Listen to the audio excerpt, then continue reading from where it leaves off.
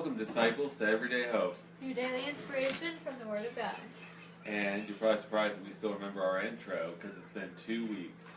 We realize that. What? The week before last, I was sick, deathly sick. And you know how a man cold's worse than a girl's cold? At least you admit it. That you're a baby.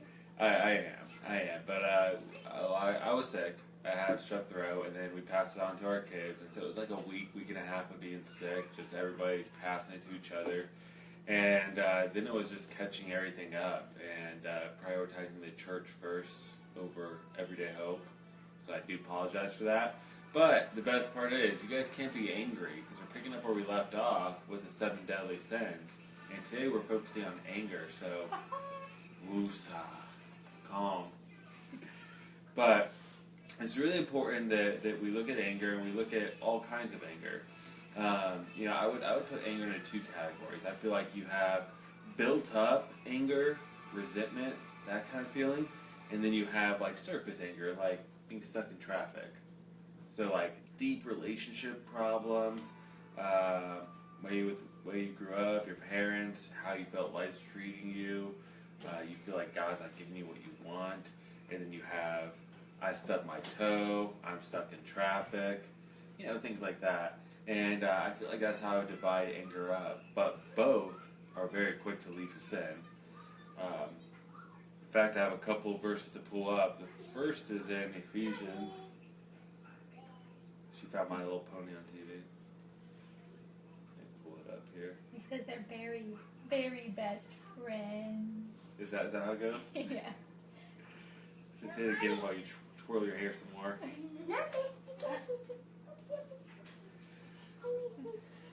Go play, Hendrix. So it's Ephesians chapter 4, verse 26 on. In your anger, do not sin. Do not let the sun go down while you are still angry. And do not give the devil a foothold.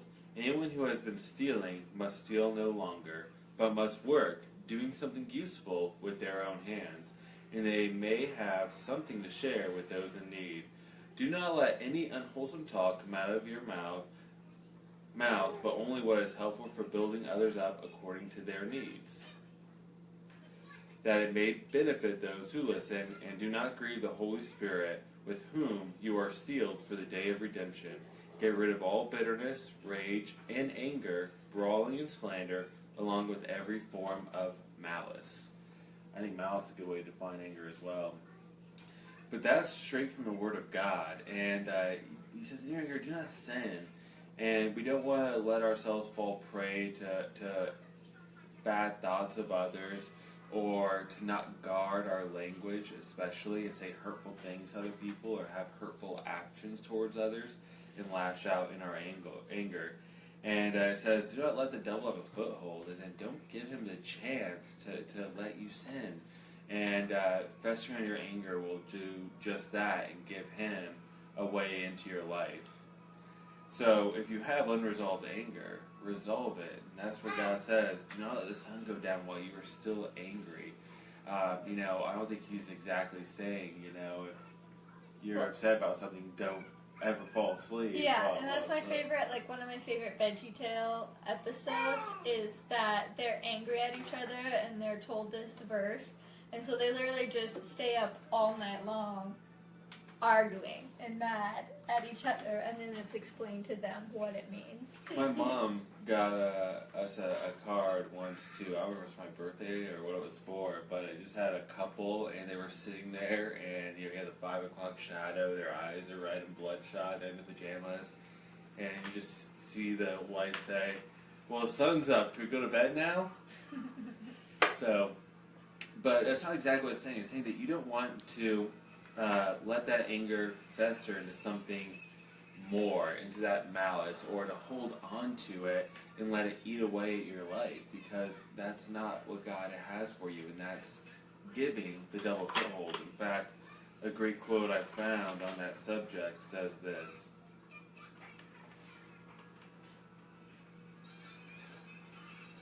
the more anger you hold in your heart towards the past, the less capable you are of loving the present. And I fully believe that as somebody who has struggled with anger, who has struggled with especially bitterness towards my past. I had a lot of bitterness towards my parents, towards the way I grew up, a lot of bitterness towards life, and feeling like things weren't fair, and realizing that the majority of it was my own fault for not making the most of what God had given me and not counting my own blessings. And I wasn't able to see all the things I had because I was letting the anger of the past fill my heart and not making any room to love the present. And so by letting go of that, you free yourself to love what you have, to enjoy what you have, and to make room for more. And I don't think that that's something that's possible to do when you hold things like bitterness, malice towards others in your heart. You can't move forward, I don't think. No. You can't successfully build a future for yourself. Or healthy relationships if you fester anger in your heart, because another quote I'll share with you guys is anger doesn't solve anything, but I'll rephrase it. Anger doesn't solve anything. It builds nothing, but it can destroy everything. And that's the truth of it. If you don't work on the anger you have inside of you, it will boil over into the other parts of your life. It will affect your relationships. It will affect your job. It will affect you as a person and how you feel about yourself. And most importantly, it will affect your relationship with God. And that's not something you want. Again, anger doesn't help with anything, and it builds nothing constructive, but it will destroy everything. Another Bible verse to open to is James chapter 1, verse 19. My dear brothers and sisters, take note of this. Everyone should be quick to listen, slow to speak, and slow to become angry, because human anger does not produce the righteousness that God desires. So, is getting angry a sin in itself? No. If you think back to the Bible, you remember Jesus flipping over the tables of the merchants in God's house. Now, when I say he was quote-unquote angry, I don't know. But he didn't want them selling and doing unrighteous things in his Father's house. So he flipped the tables over, he banished them to get out, he made a whip, cracked it at them. And I don't think it's wrong necessarily to be angry, but I think it's wrong to hold on to it. I think it's wrong to let your anger fester into something that causes you to sin, whether it's with your words or with your actions. I can be upset that my washer broke. That happened to us a few weeks ago. That's a huge inconvenience to have to drag laundry to one of my parents' house and do laundry until we find the right deal for a new washer and save up for that. That's annoying. I don't know the first thing about doing laundry, I'll tell you guys, I'll be honest. It was an experience for me because my beautiful wife here does the majority of the laundry. And I was upset when it happened, but why am I going to fester on that? Why am I going to let it have a foothold in my life when it's something that's A, out of my control, and B, something that I can't change? It already happened. The only thing I can do is deal with it and problem solve it. That's all I can do. And me dwelling on it or getting angry about it is going to do nothing but destroy me, myself, and my relationship with my family. They don't want to see me bitter and angry because our washer broke. They don't want to deal with my bad attitude because I have to pay for something I wasn't expecting. So all I can do is say, hey, it broke. Man, that really sucks. I wish that didn't happen. Maybe give it a good kick or two, and then put it outside and work on buying a new one. That's how it goes. And let's close with one more verse, you guys, from Proverbs here. Fools give full vent to their anger, but the wise bring calm in the end. So, from the book of wisdom, Proverbs, says, don't give in to your anger, but find ways to be calm in the end. And that's going to lead to a much happier life.